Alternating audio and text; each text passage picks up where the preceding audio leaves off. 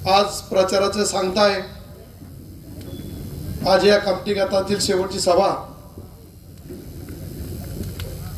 आपण पाठीमागील 15 दिवसापासून प्रत्येक गावामध्ये प्रभागामध्ये जेडपी गट असेल, पंचायत समिती गण असेल, याच्यामधून आपण भारतीय जनता पक्षाच्या वतीने ज्या ज्या उमेदवारांना आपण उमेदवारी दिली त्या प्रत्येकाचे आपण कशा पद्धतीने ते काम करतात, आपण पक्षाच्या मार्फत कशा पद्धतीने काम करू आणि पाठीमागील काय काम केलेलं आहे याचा अवलोकन आपण करत राहिलेलो आहे। प्रत्येक वेळेस 33 विकासाचं बोलण्यापेक्षा जी कामं झालेत ते आपण पाठीमागे 8 दिवसापूर्वी बोललेलो याच ठिकाणी, त्यामुळे ते परत रिपीट करण्यापेक्षा मी तुम्हाला एकच सांगतो, महाराष्ट्रामध्ये भारतीय जनता पक्ष सरकार आहे, मुख्यमंत्री आपले फडणवीस साहेब आहेत। नगरपालिकेच्या निवडणुका झाल्या, महाराष्ट्रामध्ये सर्वात जास्त जागा नगराध्यक्ष भारतीय जनता पक्षाचे लागले।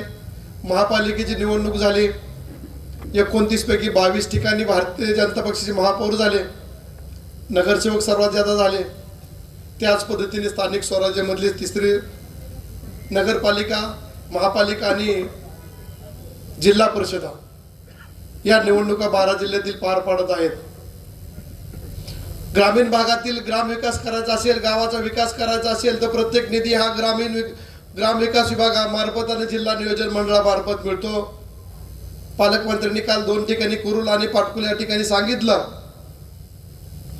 गावातील अंडरग्राउंड ड्रेनेज असेल, गावात कुठे कॉन्क्रीटचे रस्ते करायचे असतील, गावाची ग्रामपंचायत बांधायची असेल, शेतकऱ्यासाठी ॲडिशनल डीपी द्यायचा असेल, गावामध्ये पेवर ब्लॉक बसवायचा असेल किंवा ब वर्ग तीर्थक्षेत्र असेल, क वर्ग तीर्थक्षेत्र असेल, याचा निधी सुद्धा आपण ग्रामविकास विभागामार्फत देतो। 25-15 असेल, 30-54 असेल, ब गट असेल, वेगवेगळ्या ग्रामीण भागातील विकासाची हा निधी देण्याचं कारण, बोलण्याचं कारण म्हणजे ह्या ग्रामविकास विभागाचे मंत्री म्हणजे भारतीय जनता पक्षाचे जयकुमारजी गोरे साहेब आहेत। जिल्हा नियोजन मंडळ, आपल्या जिल्हा नियोजन मंडळ सोलापूरच्या साधारणतः 800 कोटीपेक्षा ज्यादा ही बजेट आहे आणि सर्व गोरे साहेबांच्या मार्फत निधी वाटप केला जातोय। काल कुरुल या ठिकाणी डिक्लेअर केलं त्यांनी की आमदारला 5 कोटी रुपयाचा निधी असतोय, परंतु जर तुम्ही या मोहोळ तालुक्यातील 6 जिल्हा परिषद सदस्य निवडून दिला तर 126 कोटी रुपयाचा निधी तुम्हाला मोहोळ तालुक्याला दिला जाईल। आणि तुम्हाला माहिती आहे पालकमंत्री बोललेले ते करतातच आणि जे नाही बोलले ते तर पक्क करतात बघा, तुम्हाला येणाऱ्या 9 तारखेनंतर कळेलच। म्हणजे अशा पद्धतीने विकासाच्या दृष्टीने आपण भारतीय जनता पक्षाला साथ देणं गरजेचं आहे, नाहीतर वोट सूट राजन पाटील मालक काय झालंय, विकास होय नाही, मालकावरती बोलल्यानंतर 2 इंच उंची वाढते असं त्यांचं म्हणणं आहे।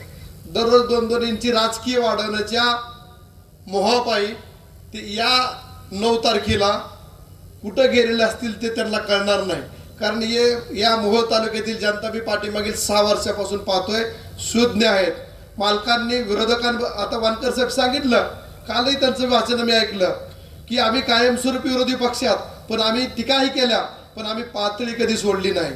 आणि या तालुक्यातील मतदारांनी चांगल्या प्रकारे पाहिलं या कुटुंबावरती पाठीमागील 2-2.5 वर्षापासून पातळी कशा पद्धतीने सोडलं, तर जनतेने ठरवलंय की अशा पद्धतीचे वाचाळवीर या मतदारसंघामध्ये किंवा या तालुक्यामध्ये आपल्याला राजकीय जीवनामध्ये पुढील काळात आपल्याला योग्य नाही। त्यामुळे हे सर्वजण नावं घेतच नाही, जे सर्वजण उभा राहिलेत ना एकाच वेळेस प्रोग्राम करते जनता यांची बघा, ज्याला आमदार व्हायला निघालेत ना ते सगळे जिल्हा परिषदचे प्रोग्राम होऊन पंचायत समितीला येत नाहीत, जिल्हा परिषदला येत नाहीत आणि तुम्ही त्यांना इथं राहून बी देत नाही परत, अशी परिस्थिती आहे।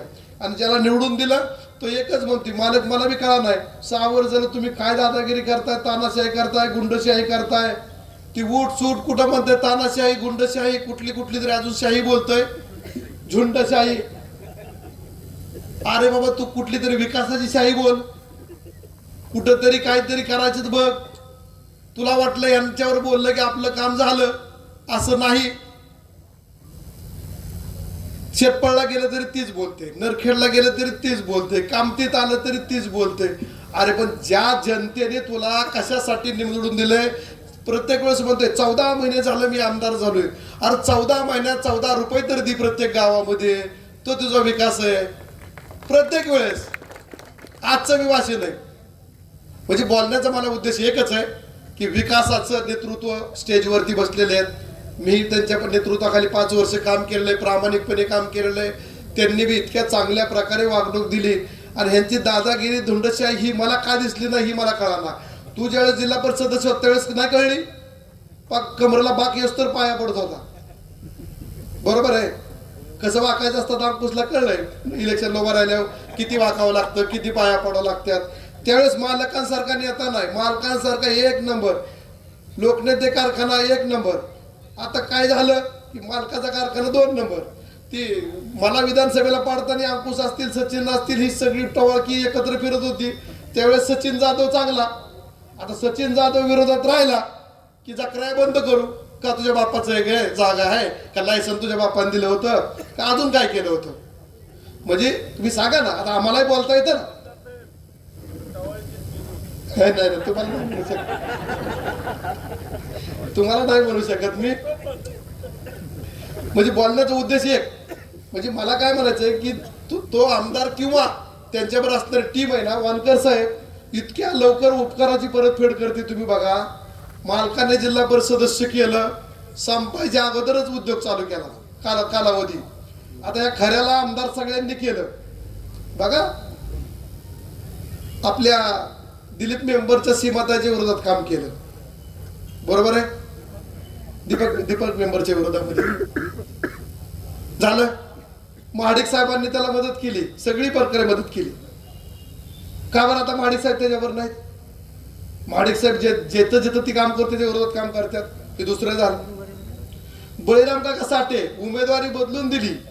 मालक नानज वडाळा गटामध्ये कळमन म्हणजे वडाळा पंचायत समितीमध्ये काकाच्या विरोधामध्ये शिवसेनेचा उमेदवार उभा केलाय.